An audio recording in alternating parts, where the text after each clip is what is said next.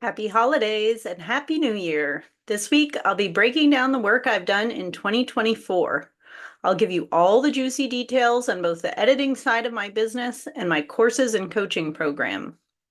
We'll cover things like the number and types of clients and projects, how I found them, or rather, how they found me, the growth of my email list, website traffic, and of course, my earnings.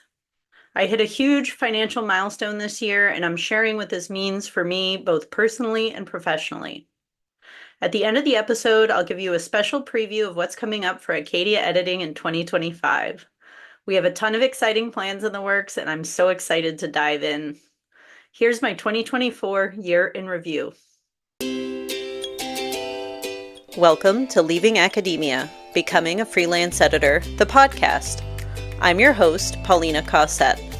In 2019, I was a political science professor who was fed up with the stress and hostility of academia, not to mention the low pay.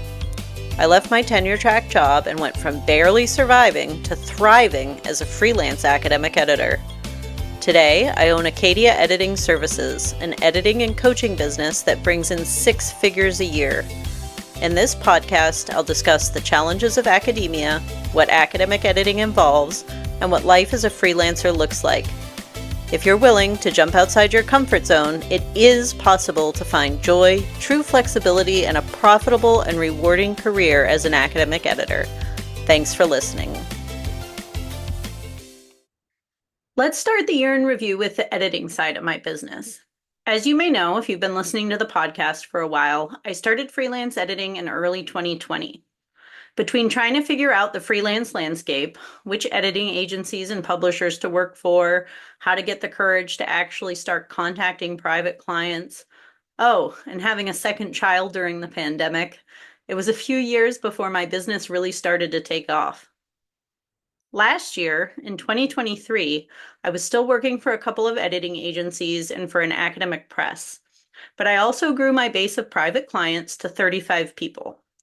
In 2024, I'm happy to say that the number of private clients I served increased to 55 people. This is really special for me because nearly all of those clients are either repeat clients with whom I'd worked before, people referred to me, or people who found me through an internet search or social media. I'll give you the details on those numbers in a minute. I did very little cold emailing this year, just a little bit at the start of the year. I was not posting on social media for the editing side of my business. Since around March, all my posts have been about my courses and programs, and I have never run ads to attract editing clients. So all of this is truly organic traffic that has come in as a result of the seeds that I planted last year in 2023. So let's break down these clients by type and project. About 11 of the 55 clients were graduate students. Half of those grad students hired me to edit or format their dissertation, and half hired me to edit an article for submission to a journal or maybe their job market materials. 4 of the 55 clients were non-academic authors who hired me to edit their book proposal, or their email newsletters. That leaves 40 people who were faculty or postdocs. Most of the projects I worked on for faculty were journal articles, but the jobs also included 7 books, several book chapters, job market materials, and other documents like tenure packages. In total, I completed over 100 projects for the year. So, how did these people find me? Here's the breakdown from most clients to fewest. Cold email brought me 16 clients. Facebook brought me 11 clients. Referrals brought me 8 clients. Having my name on lists in electronic thesis and dissertation offices, or ETD offices, brought me 7 clients. Google or other search engines brought me 4. Instagram and Readsy each brought me 3 clients, and Reddit brought me 2, while LinkedIn brought me just 1. So to some extent, these numbers clearly reflect my own activities. For example, I've been active in the later part of 2024 on LinkedIn, where I post about my courses and programs, but I didn't start using that platform until the second half of this year, and I never really used it to advertise myself as an editor. Instead, I've mainly been using it to advertise my course on becoming an editor. I think if I had been posting more often on LinkedIn about my editing business, I would have had better luck attracting clients there. So don't My takeaway from this is don't see that I only got one client from LinkedIn and think that you shouldn't use it. I think it can definitely be an effective tool to help you connect with people and to find your own editing projects. The search function on LinkedIn is particularly helpful, so don't be afraid to look up people who you think might need an editor in your niche or in your subfield and send them a connection request or a message. What about the two largest categories, cold emails and Facebook? I do think that these large numbers of clients gained from cold emails and Facebook reflect the effectiveness of marketing yourself in those modes. As I already mentioned, I didn't do much cold emailing this year, but that approach is what yielded me the most clients. I should note that several of those 16 people are repeat clients from last year, but they did initially discover me via my cold emails. Emailing is just the most direct way to reach people who are likely to be interested in your editing services. Faculty emails are publicly available online, and drafting up an email and connecting with them, essentially one-on-one, is a great way to get in touch and to share how you can help them. So if you've been scared to try cold emailing, I'm here to remind you again that you should be doing it. Just copy and paste some of those email addresses from a few university departments that are related to your expertise and send them an email. Emphasize the benefits that you can offer them and how you can solve their problems, like save them time and the headaches of formatting and proofreading their work. Whatever angle you want to take, maybe it's letting them find time for family during the holidays instead of spending the whole time working.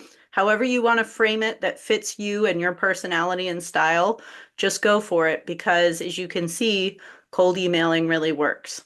With Facebook, my strategy has been to spend time in Facebook groups for academics, both faculty and grad students. I never join a group where I don't actually fit the criteria for membership. So, for example, I'm in a lot of academic moms groups because I am, in fact, an academic mom. But I also am careful to follow each group's rules for self-promotion. When groups don't have a rule against advertising yourself and your business, I freely share my offers. And again, these days, this usually centers on my courses and coaching.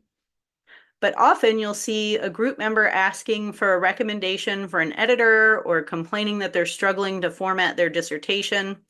In my opinion, even if the group has a rule against self-promotion, I think it's totally fair game to comment on a post like that, to share that you're a former professor and an academic editor, and then include a link to your website.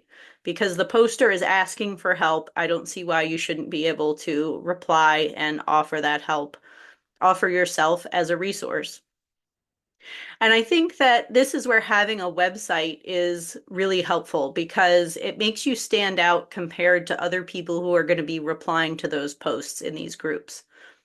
Many other people who frequent Facebook groups will just respond to a post like this and say, inbox me, or they'll give their Gmail address or something like that.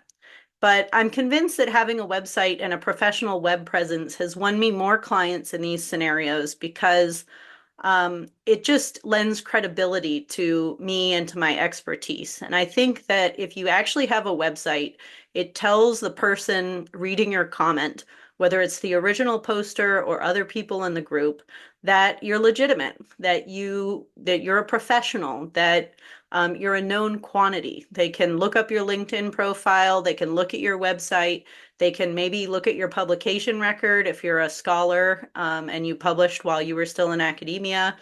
And all of these things go towards building trust with that potential client. Because as we all know, people on the internet can pretend to be a lot of different things, and any information or proof that you can provide that you are skilled, that you are legitimate, will go a long way to helping you get hired.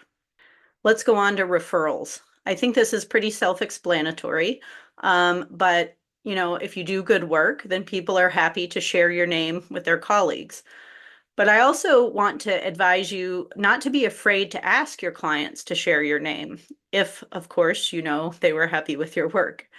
People don't always think to ask for this kind of referral, but I think that a gentle reminder given to clients via email in a note, maybe when you're returning their file or if they thank you for the great job you did, just saying, hey, uh, could you share my name with anybody else you think needs an editor? That can go a long way to building your client base in the long term. Next, I want to highlight the number of clients I'm still getting from electronic thesis and dissertation lists.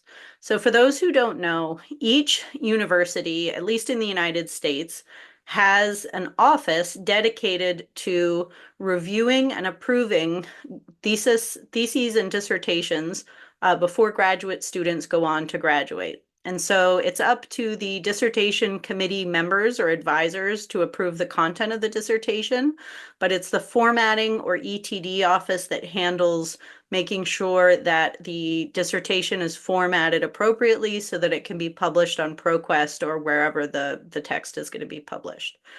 And many of these offices maintain lists of editors so that if students or even faculty at the university want to hire an editor, they can go to this list and look up someone who is a good fit for them. So I think the last time that I asked to be included on one of these lists was 2022, so a couple of years ago.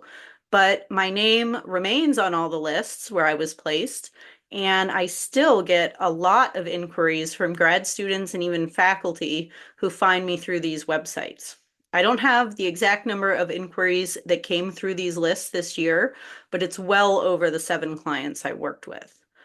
I've found that since I've raised my rates in the last year, I don't get hired by many grad students because my rate that I charge is just beyond their budget, which is totally understandable. I also do try to work with many of them to reduce costs and to try to fit their budget as best I can. But I do get a ton of inquiries from these lists. So another important takeaway here for you is to get your name on as many ETD lists as you can.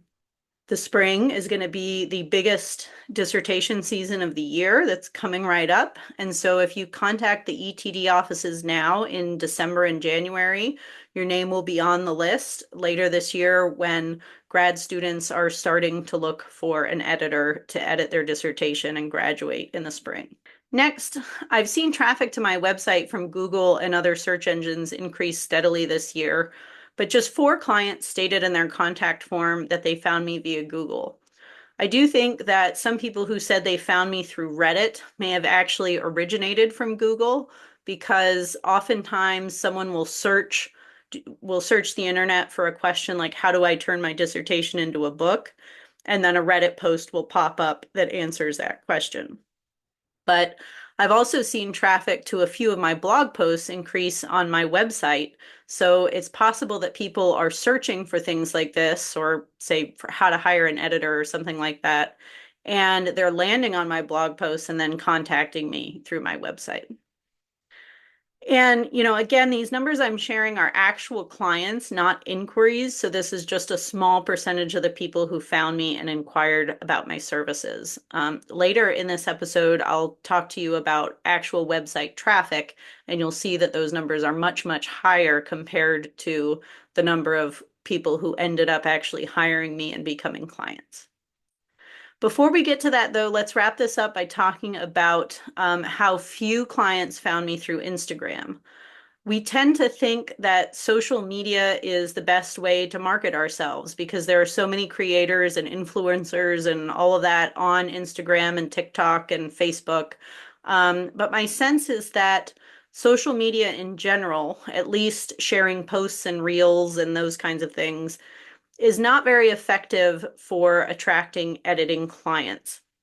The way that I ended up connecting with most people on Instagram was actually by following them as a way to get their attention. So basically, I would send them a follow request. They would see that I existed, look at my account, and then follow me back if they were interested. But despite what all the Instagram salespeople and marketers want you to think, it's very difficult to get traction on Instagram as an editor simply by posting or sharing reels.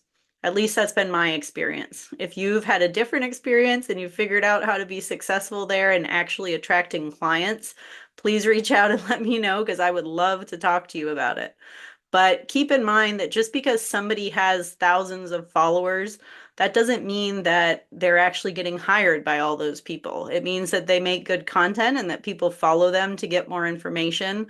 But followers don't necessarily mean paying students or clients, depending on whether you're selling a course or offering some kind of service. I will add that again, for me, creating content for Facebook and Instagram is very time consuming. I don't particularly enjoy doing it all the time.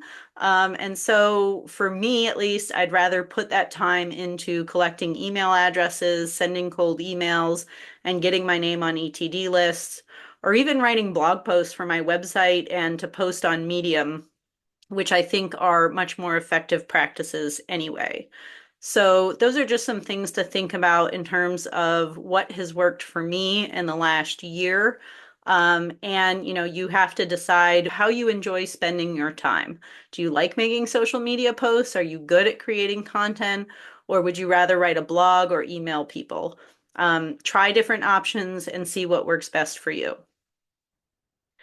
Let's go on to web traffic. From January 1st to mid-December, when I'm recording this episode, my website got 16,700 visitors and 27,000 views. This means that there were around 16,700 people who came to the website and they viewed the pages 27,000 times. This is amazing to me because I remember getting just a few hundred views my first year of having a website. And even last year in 2023, I had just 3,300 visitors and 5,400 views. So from 2023 to 2024, I've 5x the traffic to my website. I think that's pretty cool. About 9,000 of those views went to my landing page for my course, Becoming an Academic Editor, and 4,000 went to my homepage, acadiaediting.com. Just over 4,000 went to the landing page for my course, the 6-week book proposal challenge, and the rest are scattered between the About Me page and my blog posts and several other things that I have up there. Those are about 500 to 800 views each.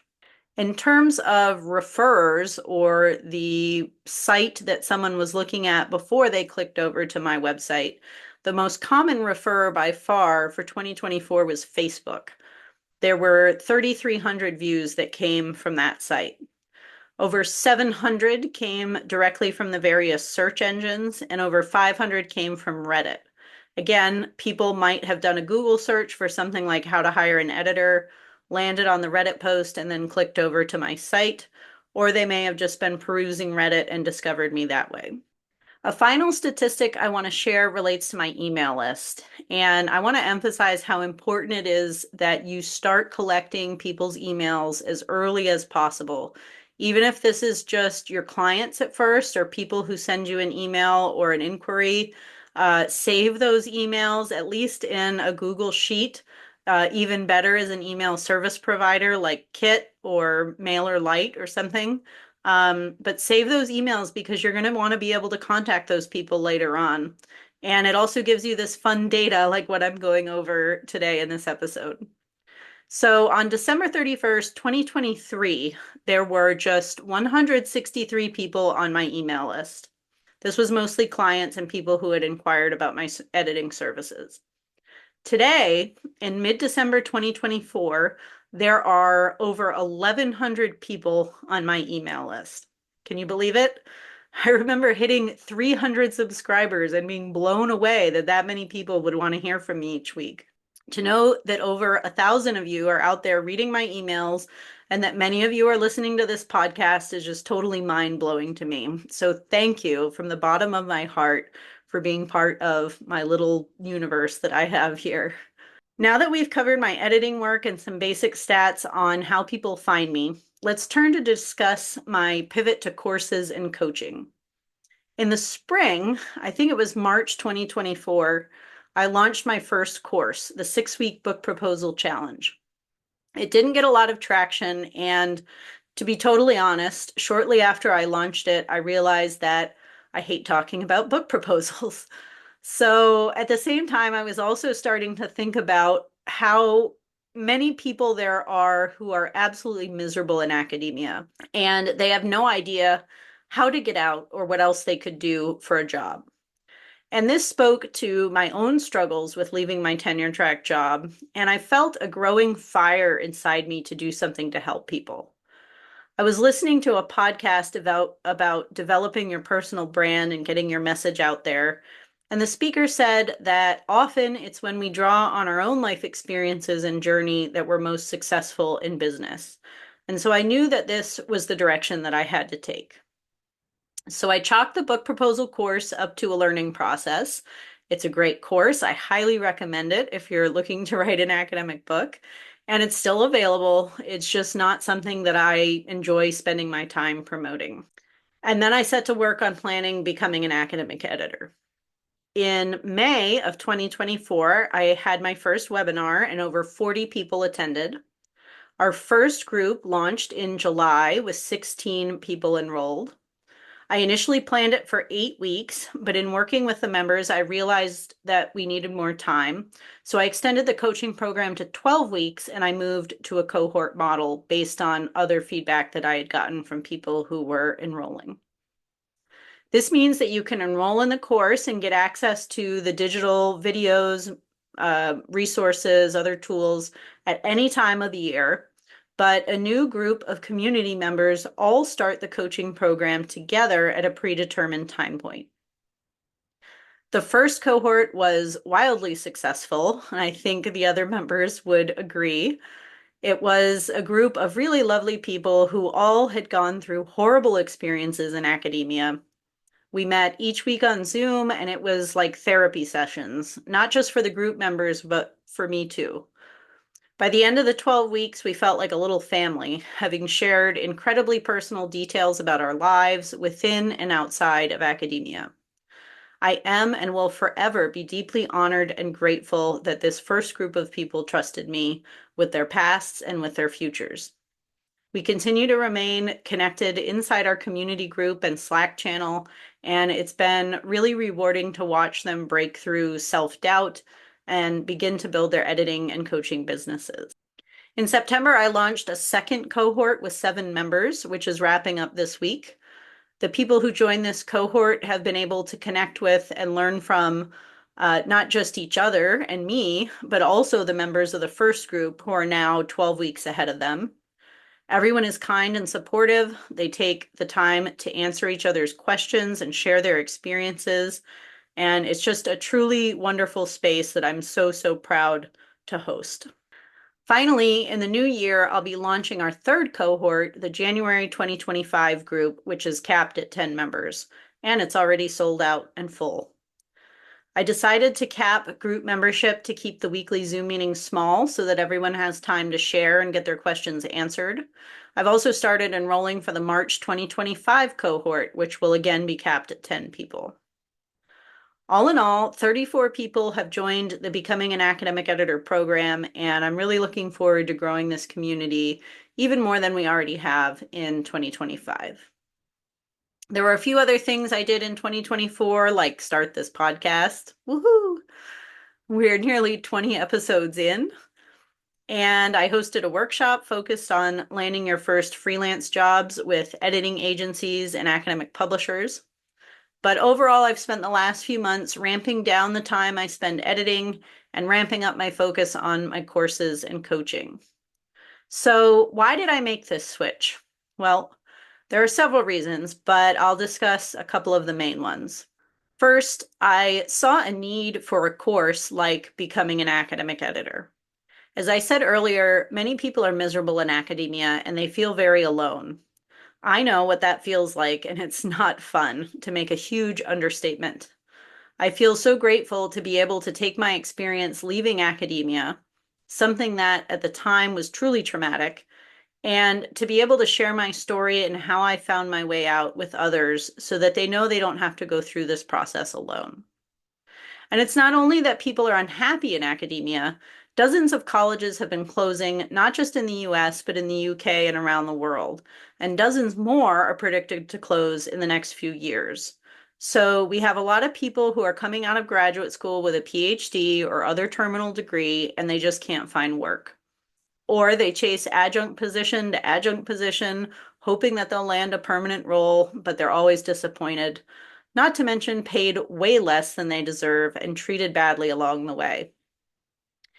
Even if they do land the holy grail of a tenure track job, it could be in a place where they don't want to live, or it's far from family, or I've heard from a lot of people who drive a 3 or even 4 hour commute every day to work to accommodate their spouse's job or their kids' school or whatever the case may be.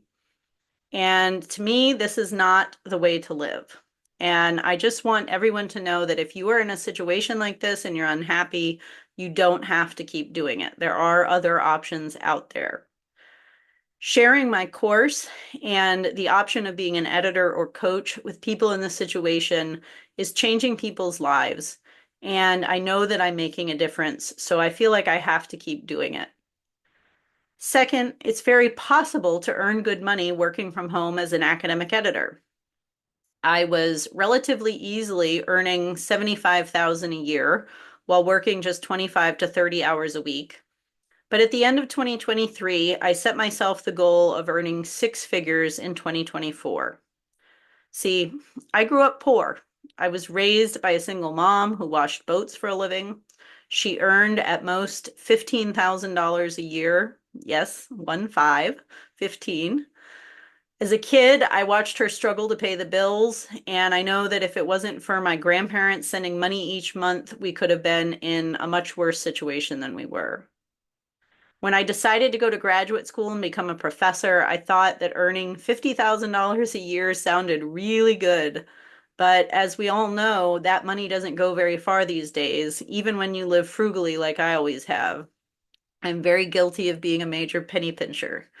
So it became a personal goal or a dream of mine to one day earn six figures. I know that I never could have earned that amount as a professor, at least not at this age. I decided at the end of 2023 that 2024 would be the year that I would accomplish this goal. I started the year by ramping up my cold emailing before I decided to develop my courses and coaching program. I took Katie Ferris's workshop called The Savvy Editrix, which I highly recommend. Since then, Katie and I have become good friends, but I can honestly say that this workshop changed my life and the trajectory of my business. It convinced me to raise my rates, and it showed me how to earn six figures as an editor. I'll link to the workshop in the show notes for anyone who's interested. Immediately after implementing what I learned in the workshop, I started to bring in $10,000 months.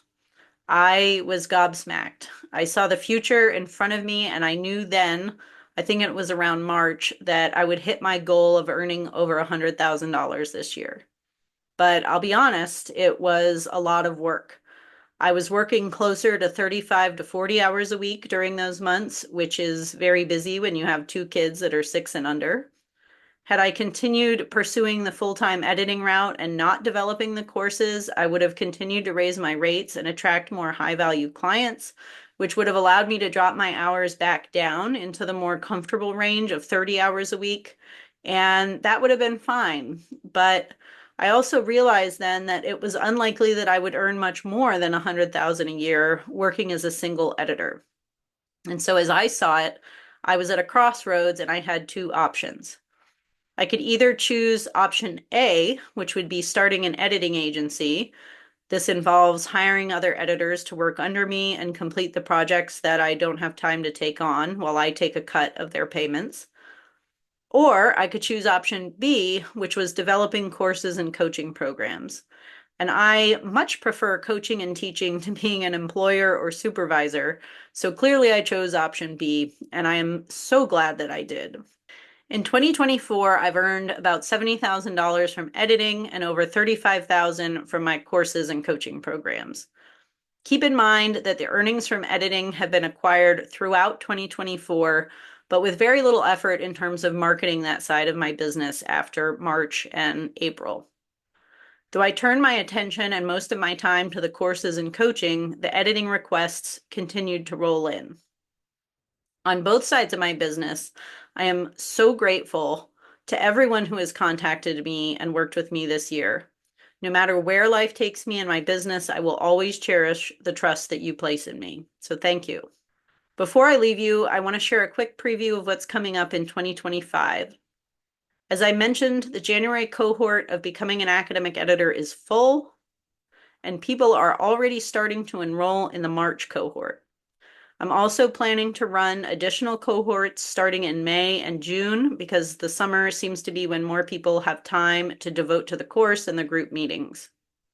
Right now, I'm not sure whether I'll run a September cohort as the fall semester is quite busy, so we'll just have to see how things shake out. Also in January, I'm launching the next phase of the Becoming an Academic Editor program. It's a monthly membership called Digital Marketing for Academic Editors.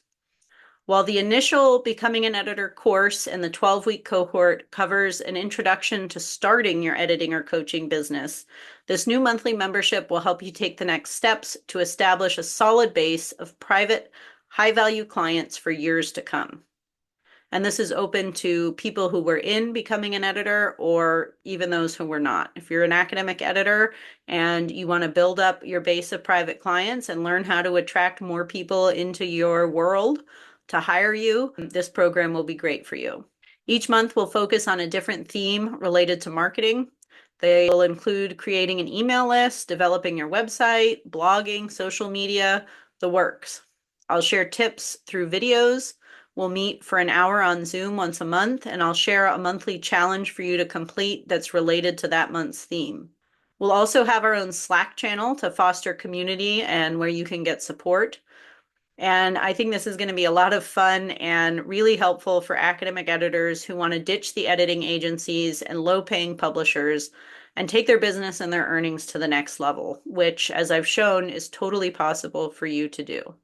I've also got a project in the works for June. It will be a one-time event, and I'm not ready to let the cat out of the bag just yet, but keep your eyes on your email and your ears on this podcast, and you'll find out more soon. So thank you again so much for being part of my world. I'm always so touched by the messages I get from people who say that this podcast has helped them through the dark days of leaving academia, and it's showed them that they're not alone. If that describes you, please reach out to me via email or the socials. I'm always happy to talk with you and support you on your journey. No matter what challenges we'll face in 2025, please know that you don't have to face them alone. I and our community of scholars turned editors and coaches are here for you and eager to help you take the next steps to live the life you've always wanted. Best wishes to you and Happy New Year. If you're unhappy in academia and you think you might be a good editor or writing coach, check out my course, Becoming an Academic Editor. This digital course is paired with a 12-week group coaching program to support you through your decision to leave academia or not, and to start building a profitable and rewarding academic editing business. Learn more by going to acadiaediting.com/become an editor. Thanks again for listening. I'll see you next time.